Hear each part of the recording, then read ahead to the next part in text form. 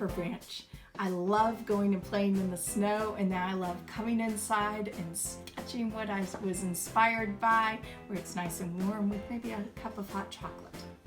So let's paint some beautiful snow in the warm.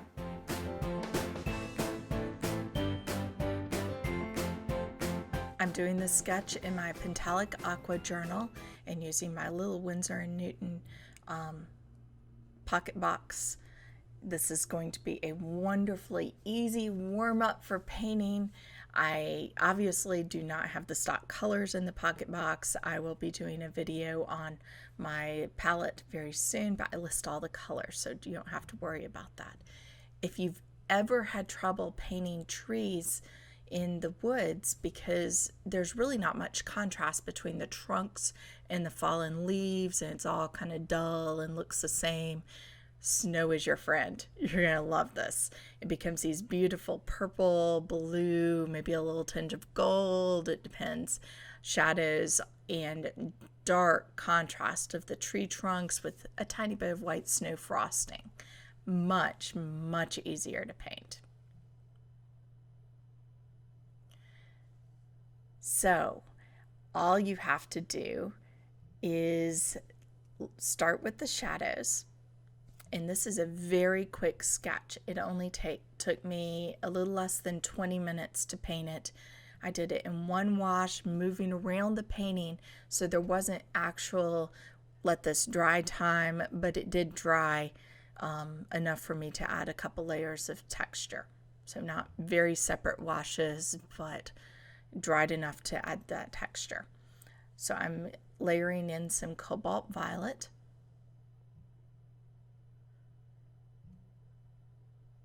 And I'm going to use a lot of cobalt violet and cobalt blue and nice deep colors for that harsh contrast. So here's cobalt blue, and you'll notice always when you're painting shadows like this, anytime you're painting shadows, one side of the shadow will always be warmer than the other side. Going to blur in some nickel azo yellow, a little bit of cobalt teal. So I'm mixing it up. I mix a lot more on a little sketchbook when I'm in a hurry because I don't have time to wait for it to dry in between washes. I'm going to do all this at once. So I'm wearing this dark gray browny color that'll mix perfectly with the violet, and I need to mix it. If I was painting more seriously then and taking my time and waiting for washes, then I probably mix a little bit less. But you always want to leave some mixing on your paper and don't do all your mixing on the palette, because that's where the excitement comes in, is seeing how watercolor is going to flow together to be something that maybe wasn't exactly what you expected, but it's generally exactly what you want. So you see how that little touch of the nickel azo yellow adds the golden brown to that. I actually liked painting this one so much that I think it's definitely going to be a bigger painting, because it's just a lovely little scene with the craggy trunk and the golden brown, and I think you have to have splatter paint, right?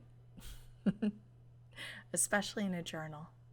Splatter paint's a great tool to loosen you up a little bit, but in this case it's quite practical because there are lots of little fallen leaves and things on the ground, and you want to show every single one of them, the idea of them, without painting every single one of them. So I'm just dashing in a couple more of the near leaves.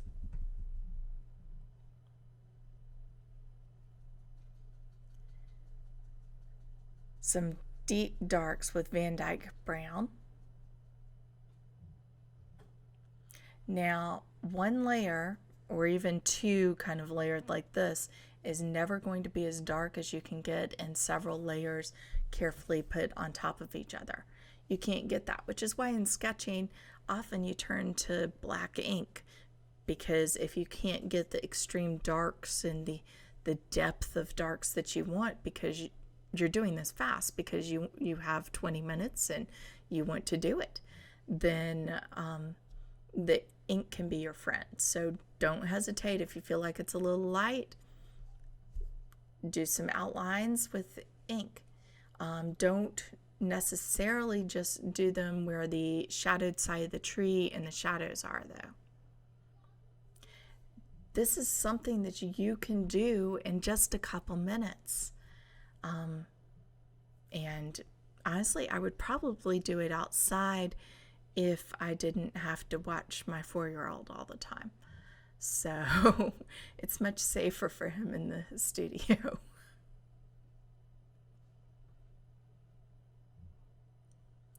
But I think painting on location is definitely the way to go if you can.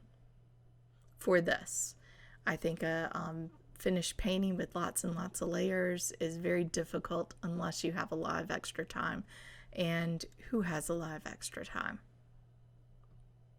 So we're doing the contrast of the cool Van Dyke brown with the warm quinacridone rust brown. And just the little texture layering that, and they both separate beautifully. So it makes for a very nice finish.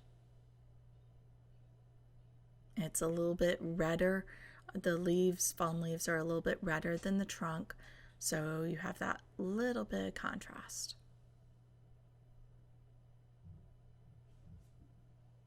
I want some more darks in the back, but I don't want to go too far away from this sketchy idea in this sketch. But I need a few more darks or the trunk, it doesn't look right. It stands out too much in areas and not enough in other areas. So some subtle changes.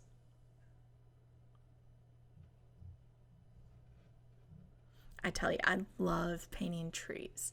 They're one of the hardest things to paint normally, which is why I really recommend you paint one in the snow. It makes it so much easier because you can really see all that contrast. So I've darkened up the background a little bit, and now I'm adding some little bits of detail. And I'm fussing a little bit. I could probably stop here. This is enough.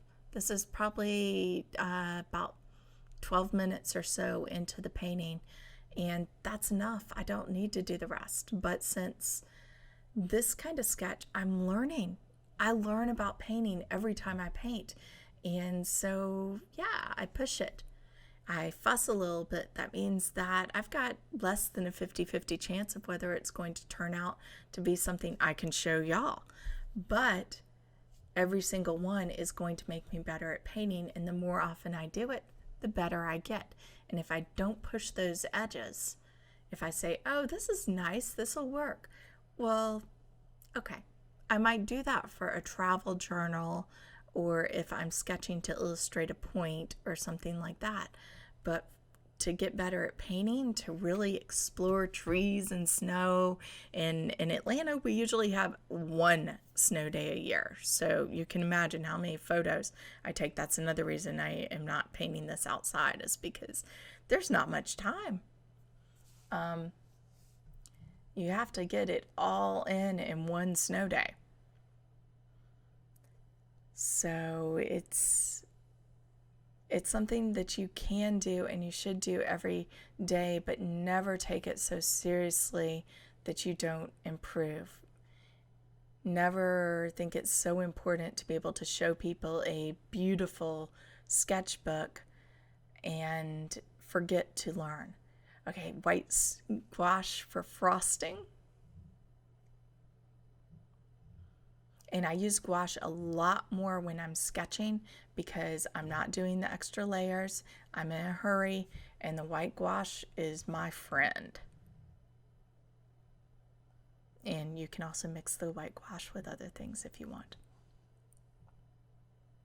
So just a little bit dry brush. I don't want to glop it on too much.